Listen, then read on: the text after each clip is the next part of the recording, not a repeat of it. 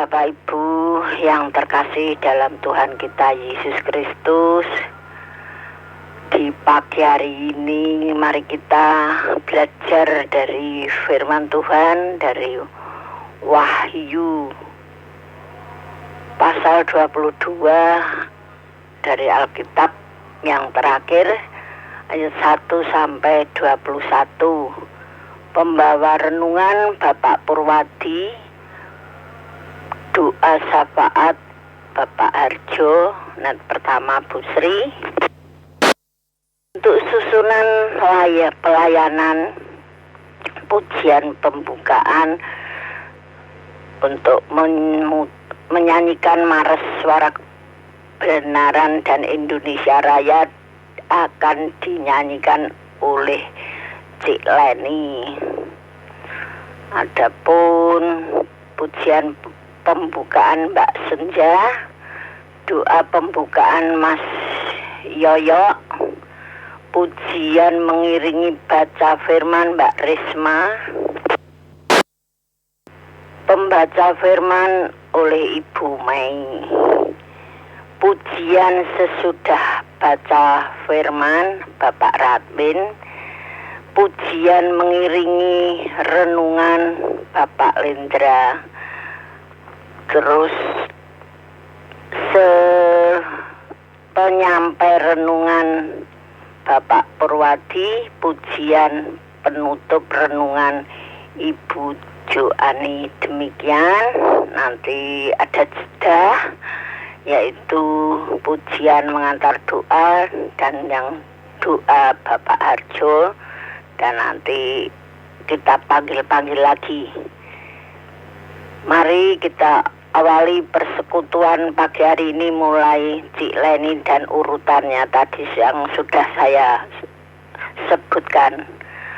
Dipersilakan, selamat melayani, Gusti memberkati.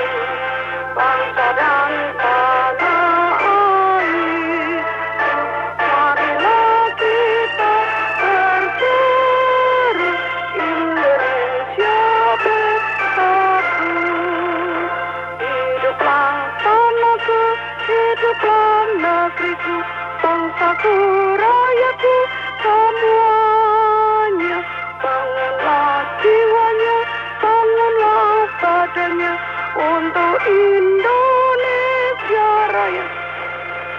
Indonesia Raya, merdeka, merdeka, tanahku, negeriku yang ku cinta. Indonesia Raya, merdeka, merdeka, hiduplah Indonesia Raya.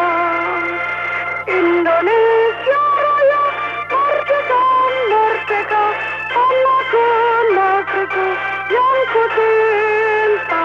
Indonesia Raya, merdeka, merdeka, hiduplah Indonesia Raya.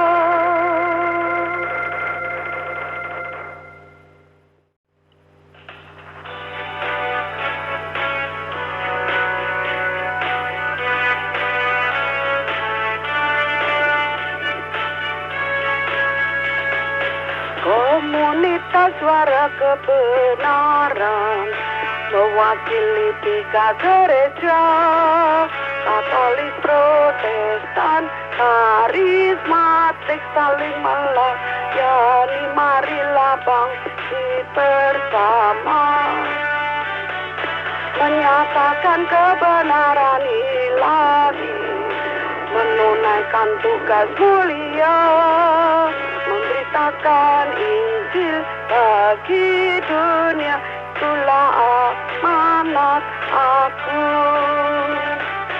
Suara kebenaran, lakukan panggilanmu, bersaksi memuji melayani sesama, damai bagi semua.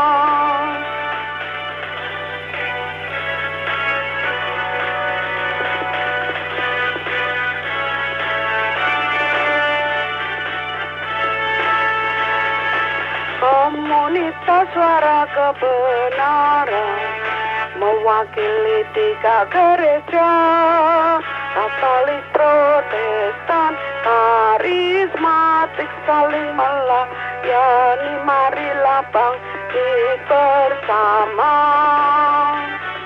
menyatakan kebenaran ilahi, menunaikan tugas mulia, memberitakan Injil bagi dunia.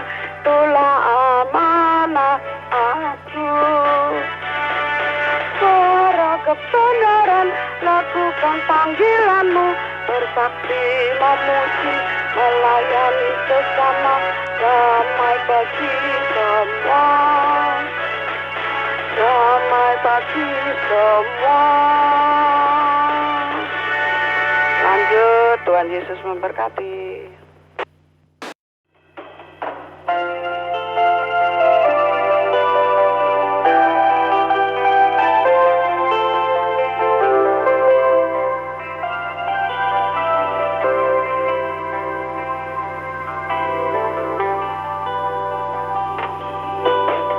Roh Kudus, Kau hadir di sini. Roh Kudus, ku mengasihimu. Kau lembut, kau manis, kau lapang hiburku, penolongku, diutus Bapakku.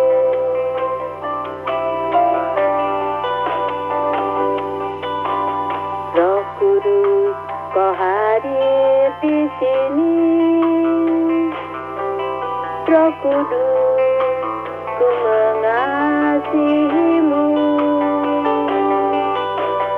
Kau lembut, kau manis, kau lapang hiburku, penolongku, diutus Bapakku. Ku buka hati untuk Roh-Mu Tuhan. Ku buka hati menyembah-Mu Yesus. Jamahlah kami, penuhi kami dengan kuasa Allah Maha Tinggi.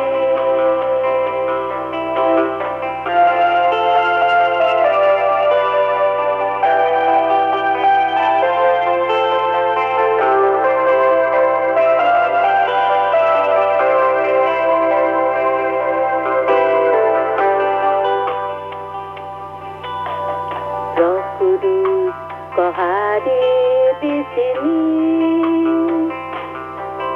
Roh Kudus, ku mengasihimu. Kau lembut, kau manis, kau lapang hiburku, penolongku, diutus Bapakku. Ku buka hati untuk Roh-Mu Tuhan. Ku buka hati menyembah-Mu Yesus. Jamahlah kami, penuhi kami dengan kuasa Allah Maha Tinggi.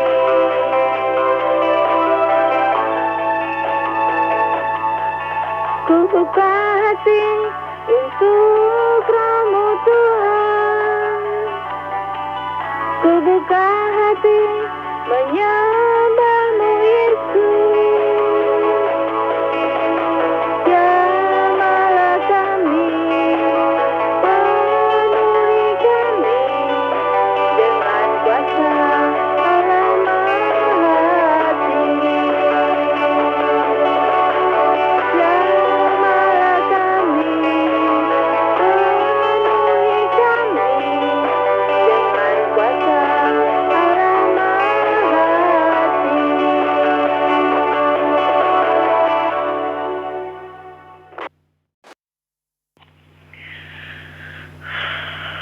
Dalam nama Bapa dan Putra dan Roh Kudus. Amin. Terima kasih Tuhan atas anugerah kehidupan yang telah kami terima di pagi hari ini. Kami Engkau perbolehkan bertemu dan berkumpul di frekuensi ini. Biarpun jarak kami berjauhan Tuhan, kami percaya 1-2 orang berkumpul dan bersekutu di dalam nama-Mu, Engkau hadir di tengah-tengah kami. Kini kami akan memulai renungan pagi ini Tuhan. Buka hati dan pikiran kami untuk dapat merenungi firman-Mu dan kami dapat wujud nyatakan dalam kehidupan kami. Kami serahkan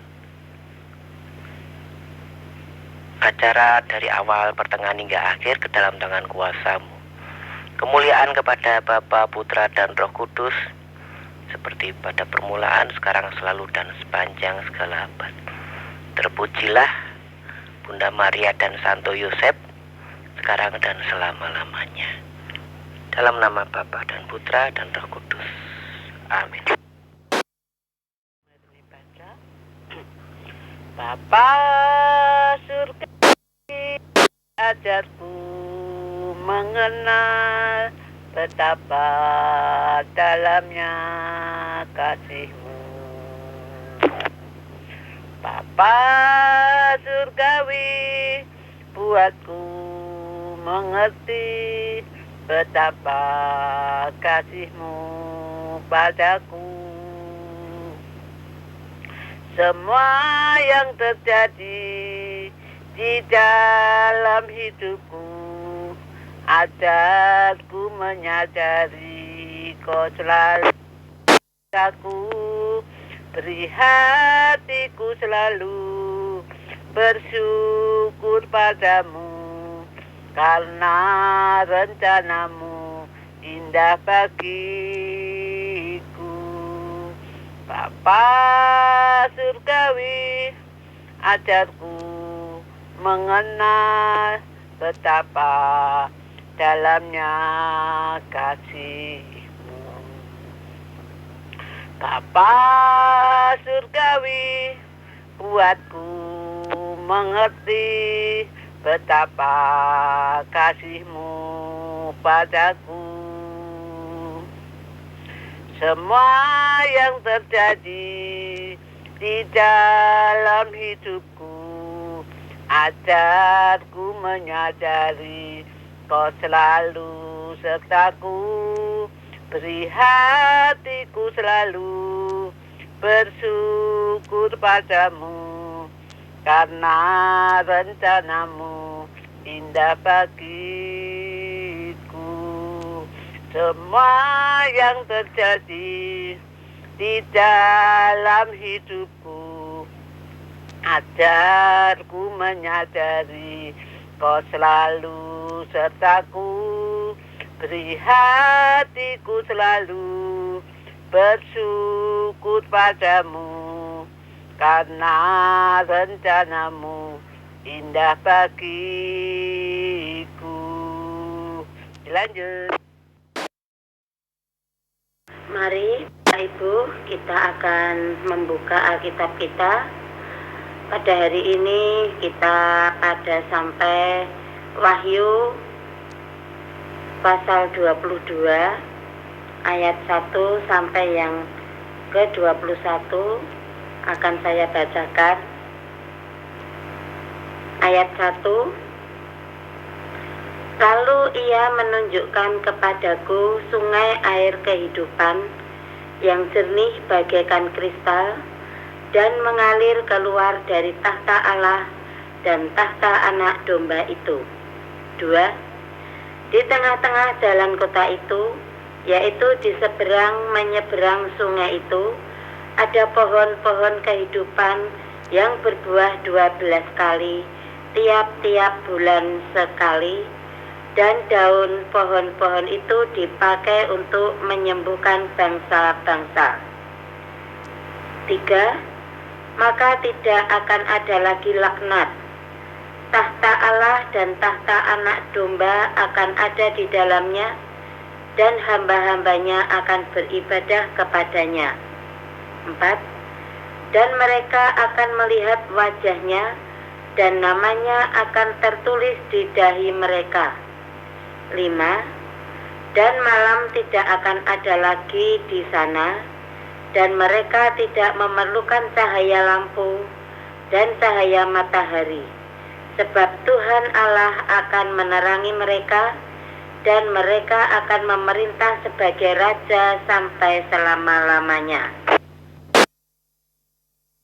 Perikop baru dengan judul Kedatangan Tuhan Yesus, ayat yang ke-6. Lalu ia berkata kepadaku, perkataan-perkataan ini tepat dan benar, dan Tuhan Allah yang memberi roh kepada para nabi telah mengutus malaikatnya untuk menunjukkan kepada hamba-hambanya apa yang harus segera terjadi. 7. Sesungguhnya aku datang segera, berbahagialah orang yang menuruti perkataan-perkataan nubuat kitab ini. 8. Dan aku, Yohanes, akulah yang telah mendengar dan melihat semuanya itu. Dan setelah aku mendengar dan melihatnya, aku tersungkur di depan kaki malaikat yang telah menunjukkan semuanya itu kepadaku untuk menyembahnya. Ayat 9. Tetapi ia berkata kepadaku, jangan berbuat demikian. Aku adalah hamba, sama seperti engkau dan saudara-saudaramu, para nabi dan semua mereka yang menuruti segala perkataan kitab ini. Sembahlah Allah. Ayat 10. Lalu ia berkata kepadaku, jangan memeteraikan perkataan-perkataan nubuat dari kitab ini, sebab waktunya sudah dekat. Ayat 11. Barang siapa yang berbuat jahat, biarlah ia terus berbuat jahat. Barang siapa yang cemar, biarlah ia terus cemar. Dan barang siapa yang benar, biarlah ia terus berbuat kebenaran. Barang siapa yang kudus, biarlah ia terus menguduskan dirinya. 12. Sesungguhnya aku datang segera, dan aku membawa upahku untuk membalaskan kepada setiap orang menurut perbuatannya. 13. Aku adalah Alfa dan Omega, yang pertama dan yang terkemudian, yang awal dan yang akhir. 14. Berbahagialah mereka yang membasuh jubahnya, mereka akan memperoleh hak atas pohon-pohon kehidupan dan masuk melalui pintu-pintu gerbang ke dalam kota itu. 15. Tetapi anjing-anjing dan tukang-tukang sihir, orang-orang sundal, orang-orang pembunuh, penyembah-penyembah berhala, dan setiap orang yang mencintai dusta dan yang melakukannya tinggal di luar. Ayat 16. Aku, Yesus, telah mengutus malaikat-malaikatku untuk memberi kesaksian tentang semuanya ini kepadamu bagi jemaat-jemaat. Aku adalah Tunas, yaitu keturunan Daud, bintang timur yang gilang gemilang. 17. Roh dan pengantin perempuan itu berkata, marilah, dan barang siapa yang mendengarnya, hendaklah ia berkata, marilah, dan barang siapa yang haus, hendaklah ia datang, dan barang siapa yang mau, hendaklah ia mengambil air kehidupan dengan cuma-cuma. Perikop terakhir yaitu penutup ayat 18. Aku bersaksi kepada setiap orang yang mendengar perkataan-perkataan nubuat dari kitab ini. Jika seorang menambahkan sesuatu kepada perkataan-perkataan ini, maka Allah akan menambahkan kepadanya malapetaka yang tertulis di dalam kitab ini. 19. Dan jikalau seorang mengurangkan sesuatu dari perkataan-perkataan dari kitab nubuat ini, maka Allah akan mengambil bagiannya dari pohon kehidupan dan dari kota kudus, seperti yang tertulis di dalam kitab ini. Ayat 20. Ia yang memberi kesaksian tentang semuanya ini berfirman, "Ya, aku datang segera. Amin. Datanglah Tuhan Yesus." Ayat 21 yang terakhir. Kasih karunia Tuhan Yesus menyertai kamu sekalian. Amin.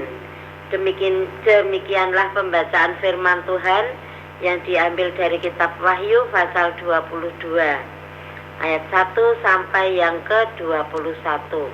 Berbahagialah mereka yang mendengarkan pembacaan firman Tuhan, tetapi akan lebih berbahagia lagi bagi mereka yang mau melakukan firman Tuhan di dalam kehidupannya masing-masing, karena mereka akan seperti pohon yang ditanam di tepi aliran air, yang menghasilkan buahnya pada musimnya dan yang tidak layu daunnya. Apa saja yang diperbuatnya dibuat Tuhan berhasil. Amin. Monggo dilanjut yang pujian. Tanamkanlah sabdamu ya Tuhan dalam hati kami.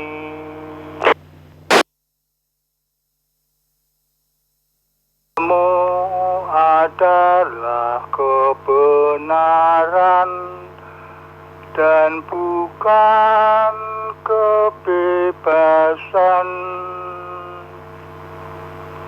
Sabdamu adalah kebenaran dan bukan kebebasan. Ketika Yesus sedang berpuasa, dicobai iblis. Lalu Yesus bersabda, "Jangan mencobai Tuhan Allahmu." Kemudian iblis pun pergi meninggalkan Yesus. Sabdamu adalah kebenaran dan bukan kebebasan. Pujian pengantar renungan.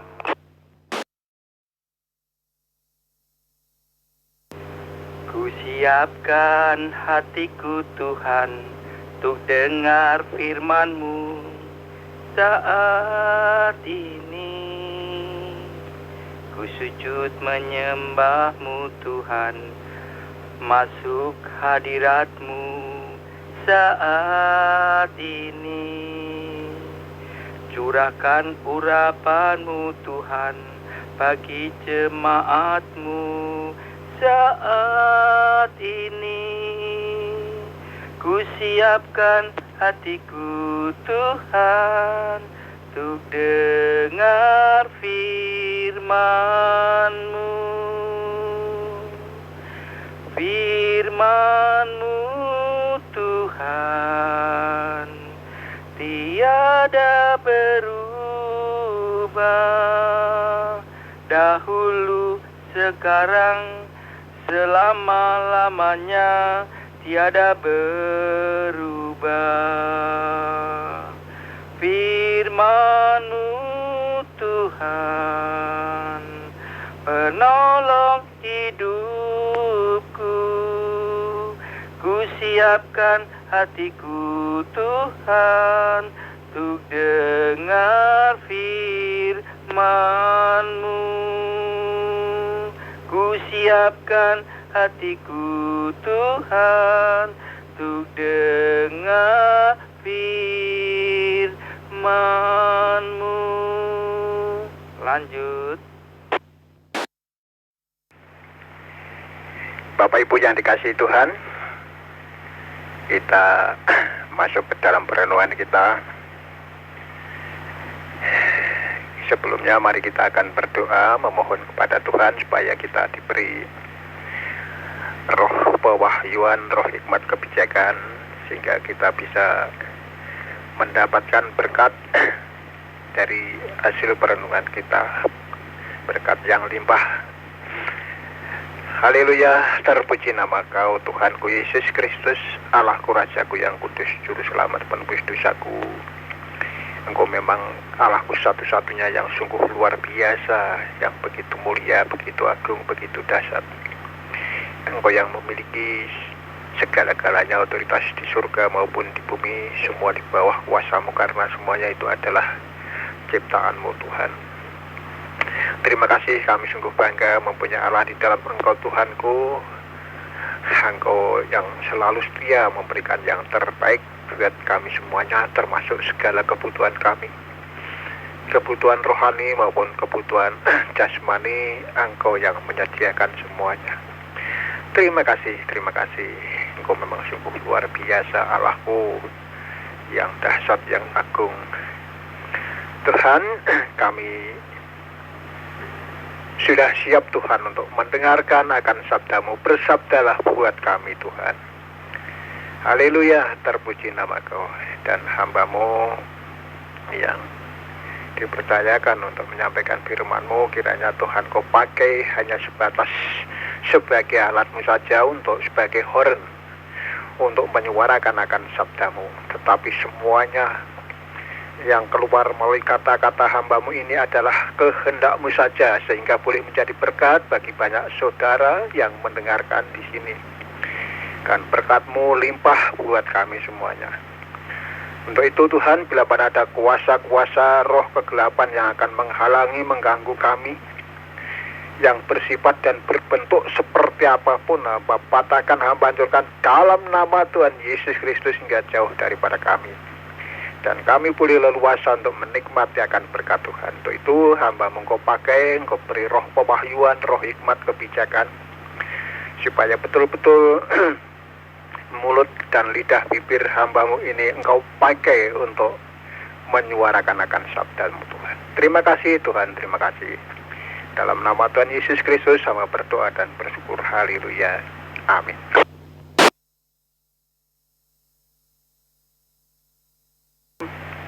Nah, kita sudah sampai pada wahyu terakhir, wahyu yang ke-22.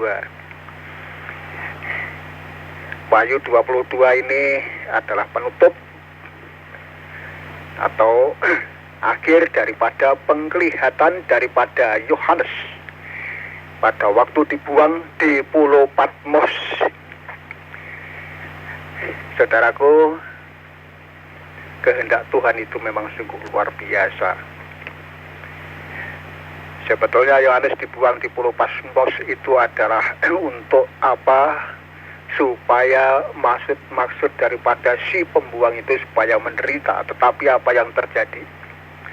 Karena Yohanes ini adalah setia kepada Allah, maka di situ ada wahyu yang daripada Tuhan, diberi roh atau diberi penglihatan yang sungguh luar biasa, yang bagian terakhir yang kita akan pelajari, kita renungkan bersama di pagi hari ini ya. Tuhan.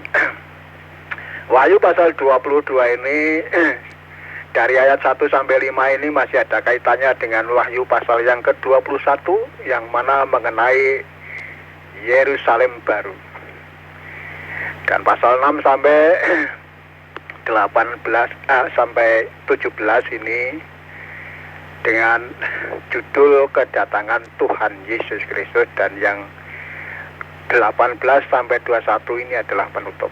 Bapak Ibu yang dikasihi Tuhan, tidak semuanya akan teruraikan, tapi hanya beberapa bagian saja yang akan kita renungkan bersama.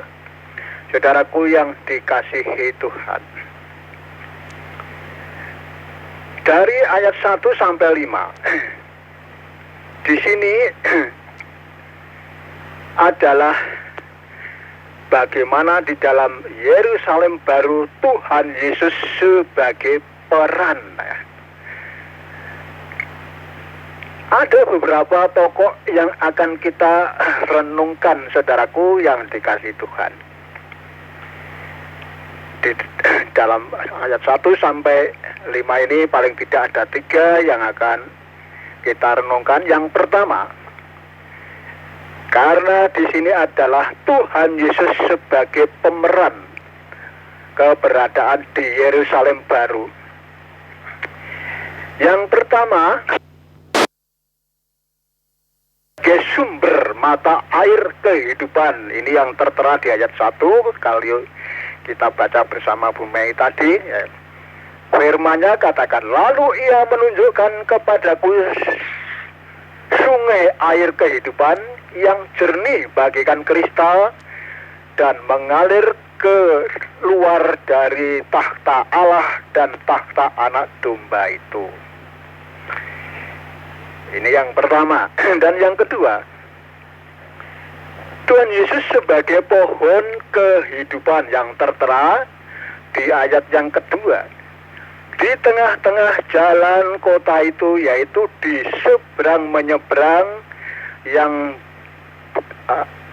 saya ulang, di tengah-tengah jalan kota itu, yaitu di seberang menyeberang sungai itu ada pohon-pohon kehidupan yang berbuah 12 kali tiap-tiap bulan sekali, dan daun pohon-pohon itu dipakai untuk menyembuhkan bangsa-bangsa. Maka yang akan menjadi renungan kita adalah Tuhan Yesus sebagai pohon kehidupan. Ketiga adalah, saudaraku yang dikasihi Tuhan, Tuhan Yesus berperan sebagai terang yang bercahaya. Tuhan Yesus sebagai terang yang bercahaya, yang tertera di Wahyu 22 ayat yang kelima. Ayat yang kelima dikatakan firman Tuhan, dan malam tidak akan ada lagi di sana, dan mereka tidak memerlukan cahaya lampu dan cahaya matahari, sebab Tuhan Allah akan menerangi mereka, dan mereka akan memerintah sebagai raja sampai selama-lamanya. Ini yang di Tuhan.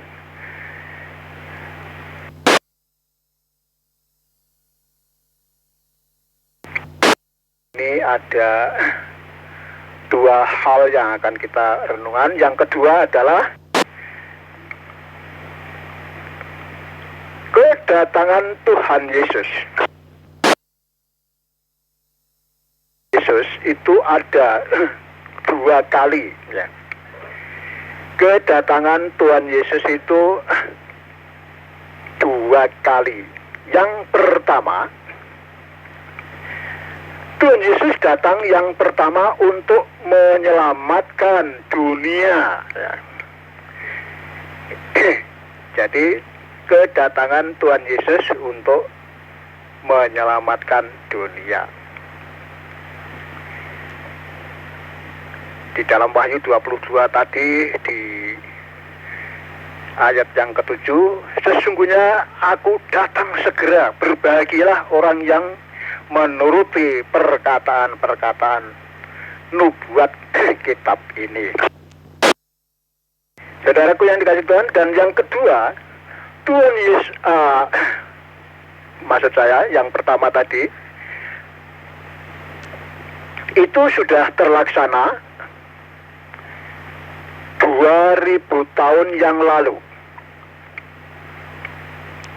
Bagaimana akan peristiwa untuk kedatangan Tuhan Yesus Kristus dari lahir sampai penyaliban ini sudah berlalu 2000 tahun.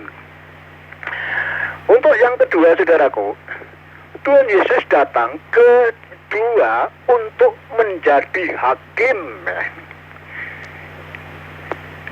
Di Wahyu 22 ayat 12 di sana dikatakan, sesungguhnya aku datang segera dan aku membawa upahku untuk membalaskan kepada setiap orang menurut perbuatannya. Jadi di sini Tuhan Yesus kedatangan yang pertama tidak akan menjadi hakim, tidak akan menghakimi dunia, tetapi menyelamatkan. Tetapi untuk kedatangan yang kedua nanti, kedatangannya yang kedua, Tuhan Yesus itu akan menjadi hakim, akan menghakimi manusia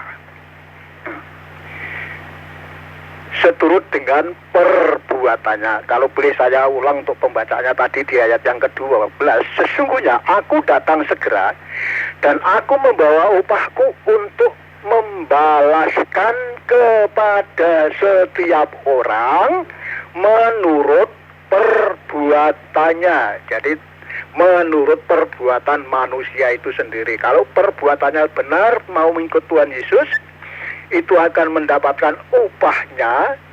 Tetapi kalau perbuatannya itu jahat, mendapat balasan atau sanksi daripada Tuhan Yesus atau hukuman. Kita kembali yang pertama. Kembali yang pertama, tadi sudah saya sampaikan bahwa Tuhan Yesus itu adalah berperan yang pertama sebagai sumber mata air kehidupan, saudaraku. Ini yang akan menjadi pokok perenungan kita semuanya ini. Mari kita renungkan bersama kedatangan Tuhan Yesus ya ke dalam dunia ini. Yang pertama adalah sebagai sumber mata air kehidupan. Di ayat yang pertama tadi, di Wahyu pasal yang ke-22. Bapak Ibu yang dikasihi Tuhan, bagaimana peran akan Tuhan Yesus Kristus menyatakan sebagai sumber air kehidupan? Bapak Ibu, kita coba perhatikan di dalam Yohanes pasal yang keempat. Ya. Coba kita akan perhatikan di dalam Injil Yohanes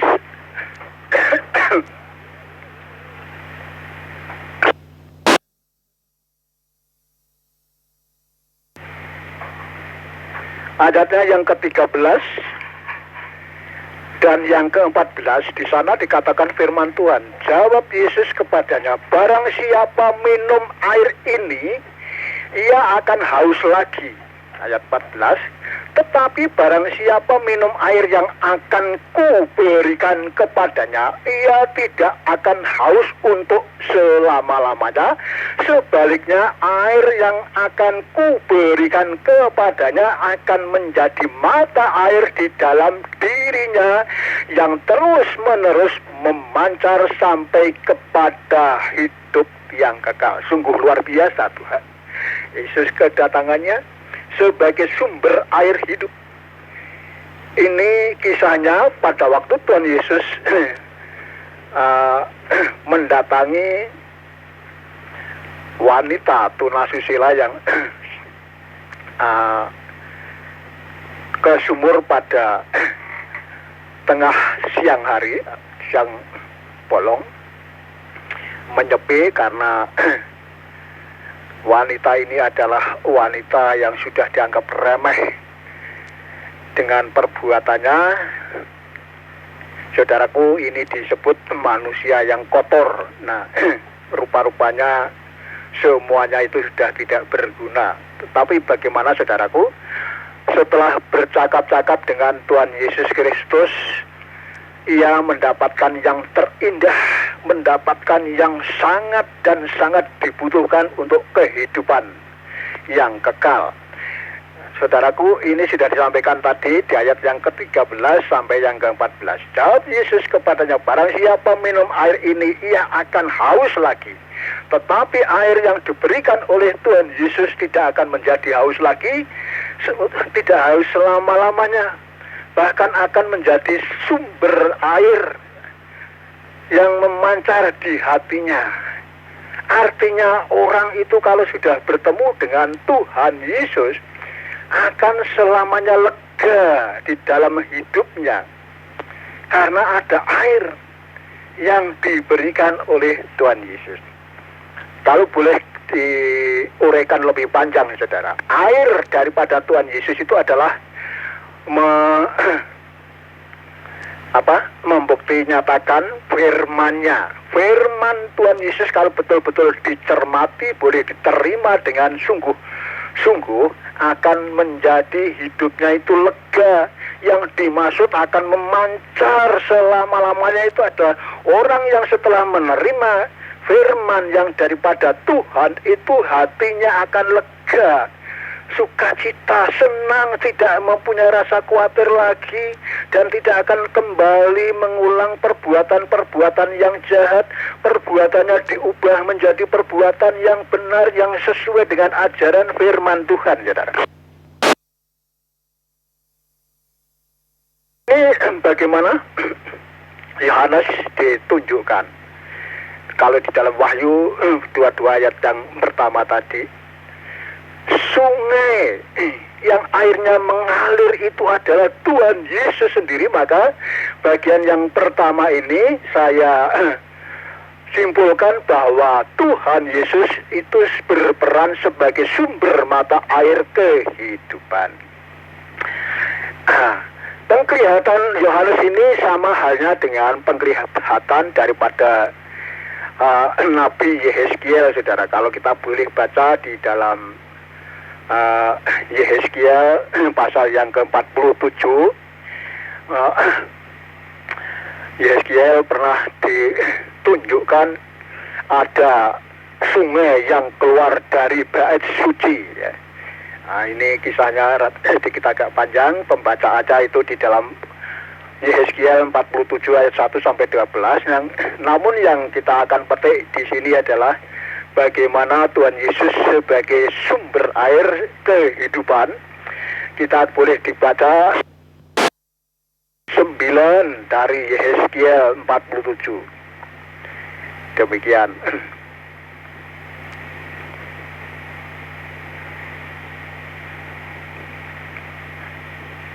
Kalau boleh dibaca mulai dari ayat yang 8. Ia berkata kepadaku, sungai ini mengalir menuju wilayah timur dan menurun ke Araba, Yordan, dan bermuara di Laut Asin. Air yang mengandung banyak garam dan air itu menjadi tawar. Sungguh luar biasa. Tuhan Yesus sebagai mata air kehidupan, ya. Di sepanjang, kalau kita baca lengkap di dalam Yehezkiel 47 ini, bagaimana akan sumber air yang lahir, mata airnya dari bait suci. Bait suci itu juga Tuhan Yesus sendiri, saudara. Nah, ini yang keluar itu akan apa? Sepanjang aliran air itu, atau boleh dikata firman Tuhan yang keluar dari Tuhan Yesus itu, semuanya adalah menuju kepada kehidupan. Kalau kita baca di ayat 9 tadi, sehingga kemana saja sungai itu mengalir, segala makhluk hidup berkeriapan di sana akan hidup. Ikan-ikan akan menjadi sangat banyak, sebab kemana saja air itu sampai ke air laut, di situ menjadi tawar dan seterusnya. Air laut menjadi tawar menggambarkan apa, saudara? Setelah menerima firman Tuhan Yesus, ya, rasa yang asin, rasa yang kurang enak di dalam kehidupan kita itu akan tawar, ya, akan menjadi segar. Jadi tidak ada pikiran jahat, tidak ada pikiran yang bukan-bukan, khawatir dan sebagainya. Itu adalah yang dimaksud tawar. Ini yang pertama, saudaraku.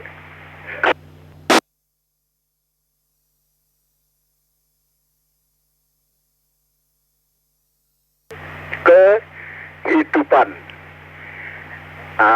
Sebetulnya di tengah-tengah Taman Eden itu ada bertumbuh yang namanya pohon pengetahuan baik dan jahat.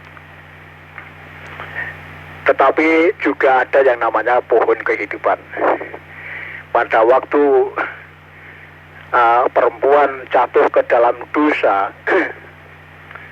itu sebetulnya kalau mau memetik buah pohon kehidupan yang sama-sama di tengah pohon, maksud saya di tengah pertamanan itu bisa langsung terlepas dari pelanggarnya, saudaraku. Namun bagaimana? Di situ pohon kehidupan disengker, istilah Jawa nih, supaya manusia itu tidak bisa memetik buah kehidupan atau pohon kehidupan itu, supaya di dalam pelanggarannya itu harus menerima sanksi. Sanksinya apa, saudara? Sanksinya harus menderita di dunia. Cara mencari makannya saja sudah dengan harus susah payah mengeluarkan keringat dan sebagainya. Itu adalah sanksinya. Untuk itu pohon kehidupan di sana dijaga. Nah, kembali saudaraku yang dikasihi Tuhan, sebagai pohon kehidupan itu adalah peran Tuhan Yesus. Nah, kalau kita baca di ayat yang kedua tadi, di Wahyu yang ke-22, saudaraku yang dikasihi Tuhan, Tuhan Yesus pernah membuat perumpamaan. Tuhan Yesus itu adalah pokok anggur. Ya. Coba kita akan baca di dalam Yohanes pasal yang ke-15. Yohanes pasal yang ke-15, kita boleh baca ayat yang ke-5 dan yang ke-6. Kamulah pokok anggur dan kamulah ranting-rantingnya.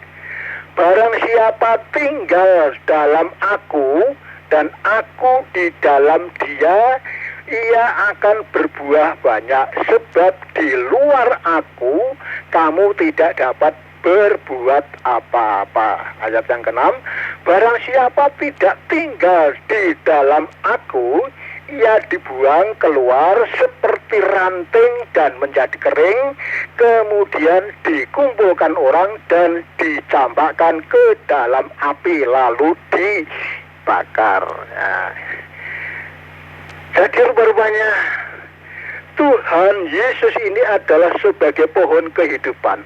Barang siapa mau menyatu, mau menempel kepada Tuhan Yesus, itu akan merasakan kehidupannya, menikmati hidupnya, bahkan bisa berbuah.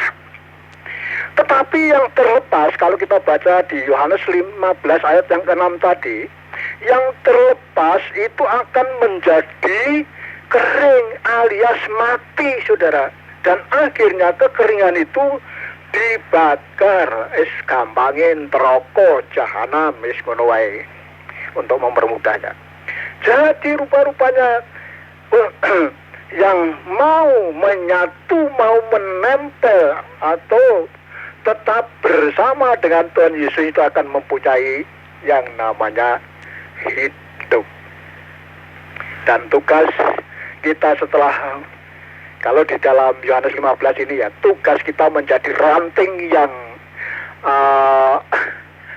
menempel, yang tetap melekat pada Tuhan, itu tugasnya adalah mengeluarkan buah. Itu nanti, saudara, ya.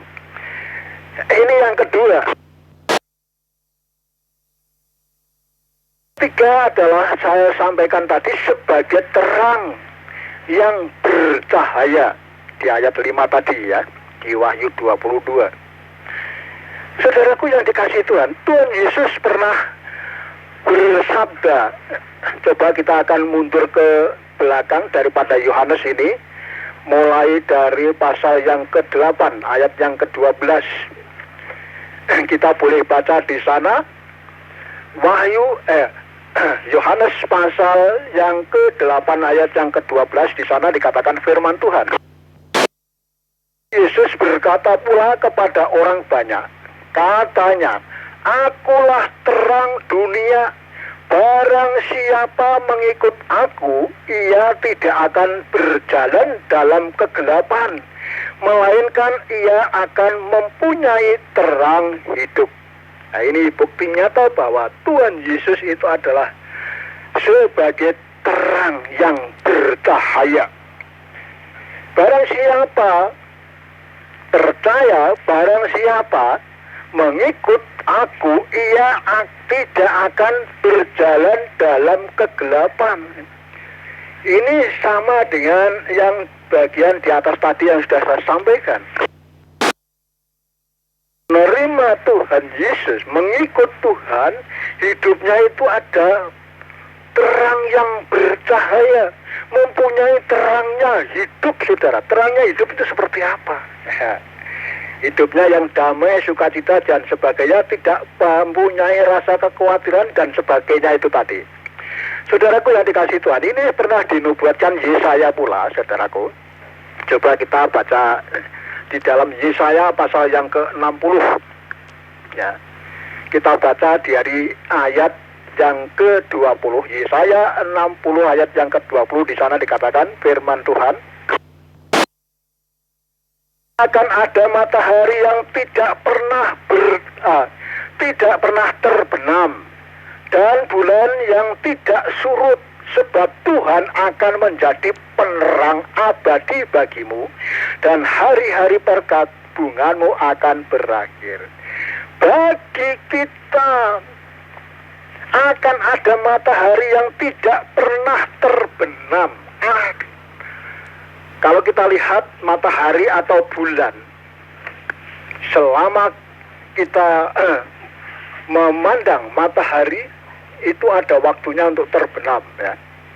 Kalau sudah memancar dari terbit sampai 12 jam, itu nanti akan terbenam.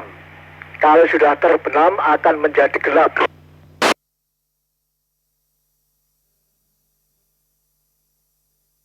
Sama dengan matahari, kalau sudah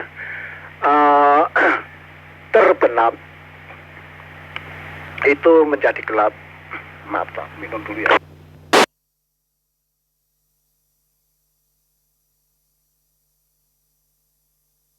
Akan ada matahari yang tidak pernah terbenam. Tuhan Yesus sendiri adalah sebagai matahari yang tidak pernah terbenam, saudara. Matahari yang terus-menerus memancarkan cahayanya. Tidak pernah terbenam. Kalau kita mundur ke ayat yang ke-1 di dalam ayat yang kedua di dalam Yesaya 60, dikatakan di sana, sebab sesungguhnya kegelapan menutupi bumi dan kekelaman menutupi bangsa-bangsa, tetapi terang Tuhan terbit atasmu, dan kemuliaannya menjadi nyata atasmu. Siapakah gerangan? Tuhan Yesus sendiri. Bagimu akan terbit terang.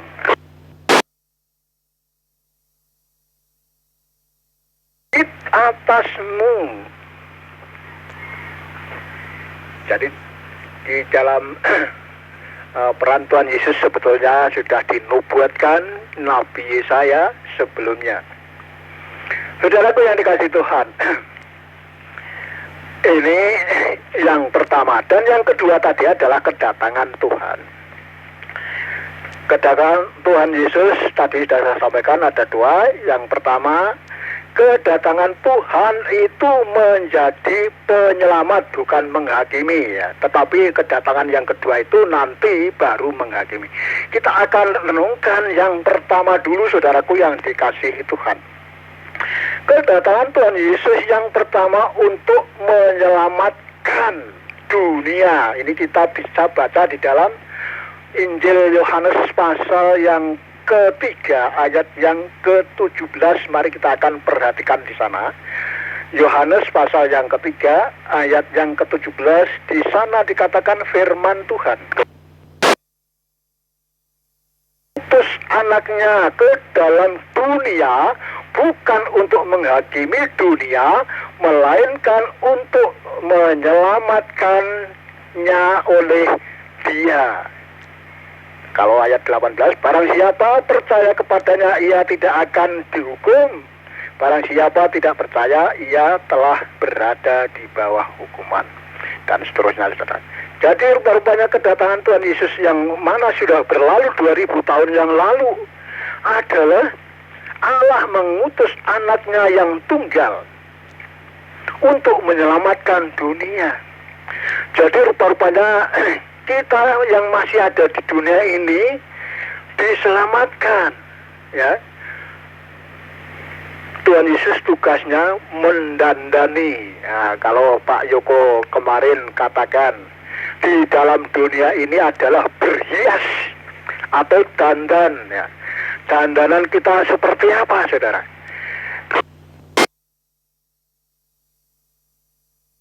Ini seperti apa setelah kita ikut Tuhan Yesus Kristus?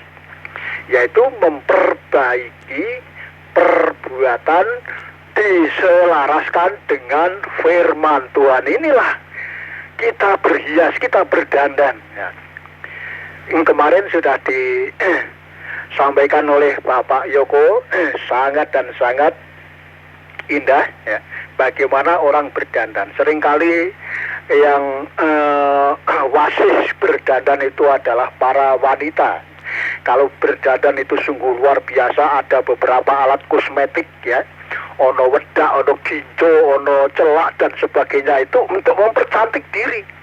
Nah, saudaraku yang dikasihi Tuhan, kalau kita di dunia ini adalah Tuhan Yesus mendandani kita, kita harus mau didandani supaya dipercantik keadaan kehidupan kita. Cantiknya hidup itu seperti apa? Kalau kita ada perubahan hidup yang menjadi benar seperti yang diajarkan Tuhan. Pertama, saudara. Lalu kedatangan yang kedua ini untuk akan menjadi hakim. Kedatangan Tuhan Yesus yang kedua adalah sebagai hakim. Ya. Tadi di ayat yang ke-12 dikatakan, aku akan membalaskan perbuatan-perbuatan manusia semuanya.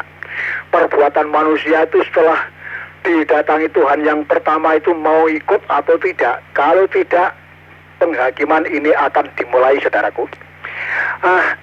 Kalau kita belajar dari penghakiman Tuhan, kita boleh buka di dalam Matius pasal yang ke-25. Coba kita akan cermati di sana penghakiman akhir, ya. Matius pasal yang ke-25, di sini judulnya adalah ayat 31 sampai 6, itu berjudul penghakiman terakhir. Kedatangan Tuhan Yesus Kristus. Kalau kita baca, apabila anak manusia datang dalam kemuliaannya dan semua malaikat bersama-sama dengan dia, maka ia akan bersemayam di atas takhta kemuliaannya. Lalu semua bangsa akan dikumpulkan di hadapannya, dan ia akan memisahkan mereka seorang daripada seorang, sama seperti gembala memisahkan domba dari kambing.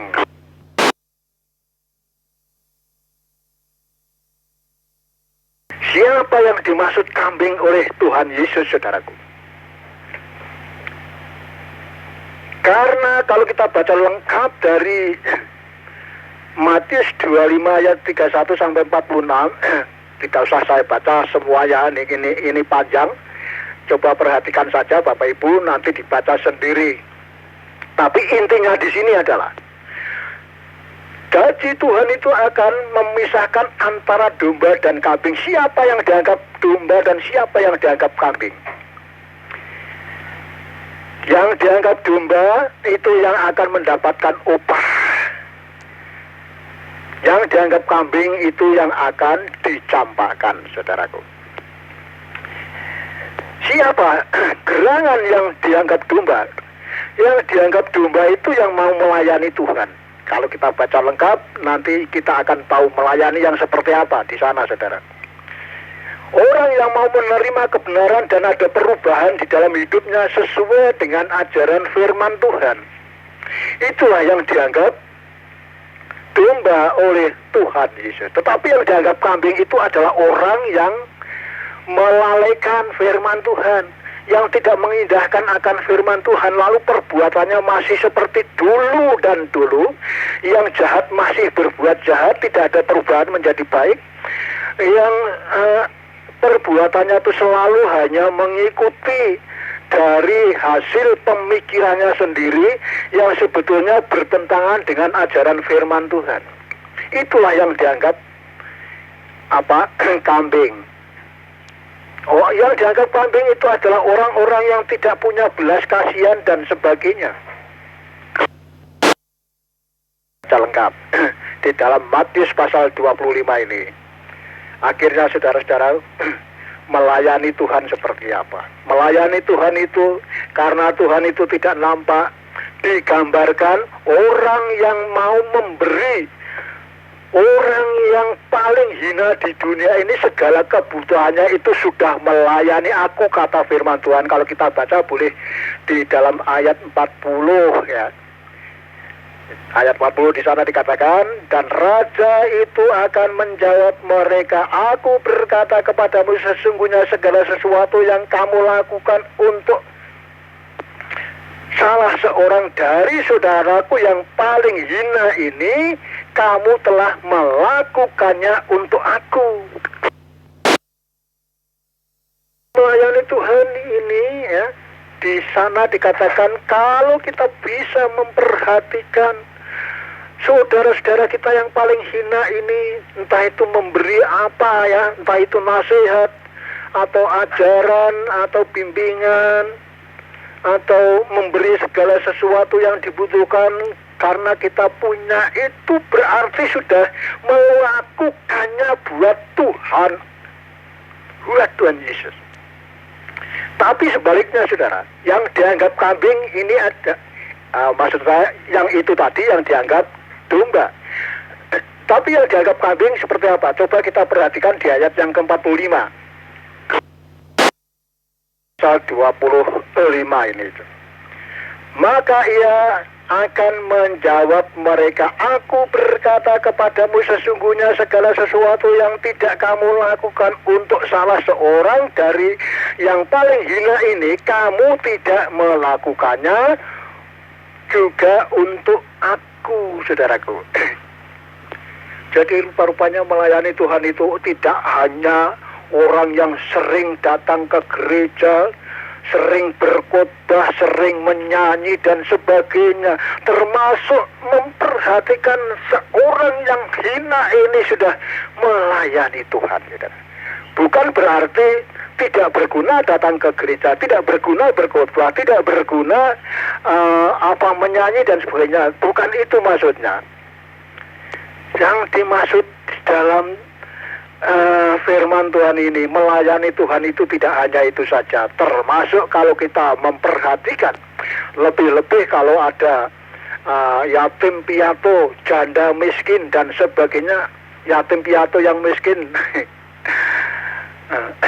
Pak Dono pernah menyampaikan, yatim piatu ini sugih tinggalane wong tuane akeh yo, ora usah dikateke wong bodoh ini berah tinggalan wong tuane.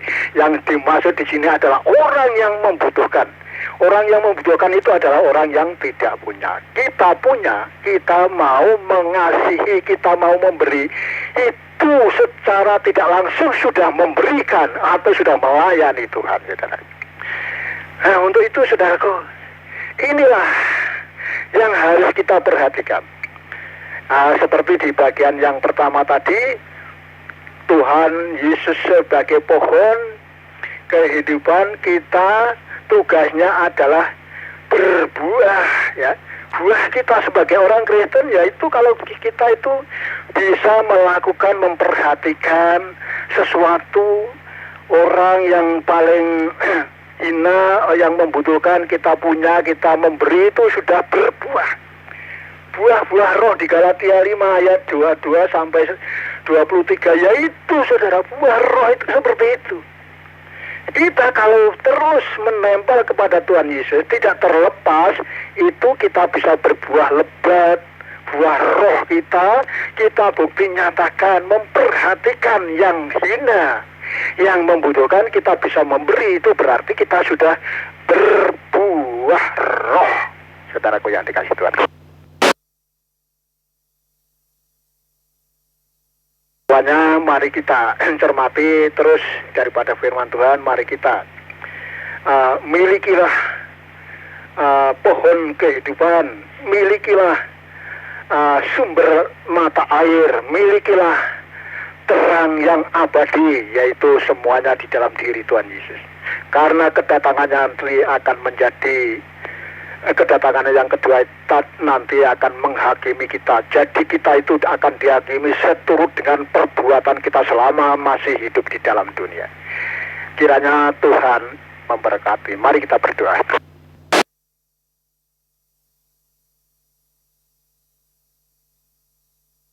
Bapa, dalam nama Tuhan Yesus Kristus,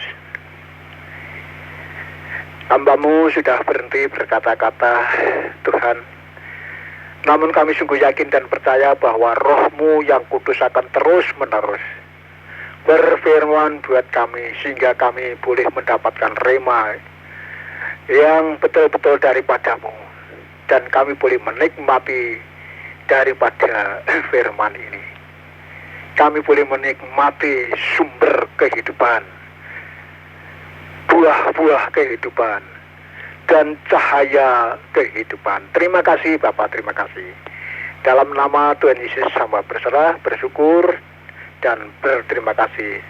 Saudaraku yang dikasih Tuhan, yang sudah diberkati daripada firman Tuhan semuanya, mari kita katakan amin. Haleluya.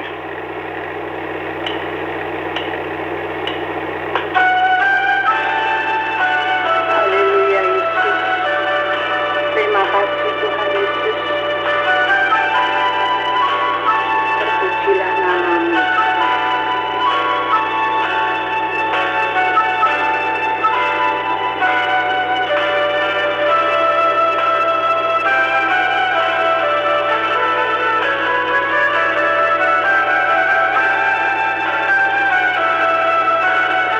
Oh Bapa yang mengasihiku, tak Kau pandang bentuk dan rupaku. Engkau mengasihiku dengan sepenuh hati, tak pernah sama seperti dunia ini.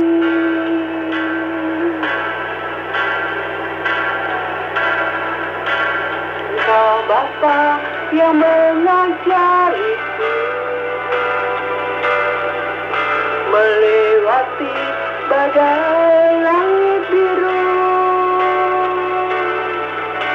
Kau yang buatku terbang bagaikan raja wali, mengatasi segala pencobaan. Kau Bapa-Ku yang baik, mengerti tetesan air mata, tak Kau biarkan ku berjalan sendirian. Kau Bapa-Ku yang baik, Kau sungguh baik.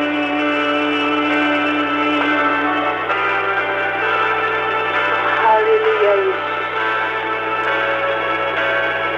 Engkau tidak memandang bentuk dan rupa, tapi Engkau selalu mengasihi kami. Engkau Bapa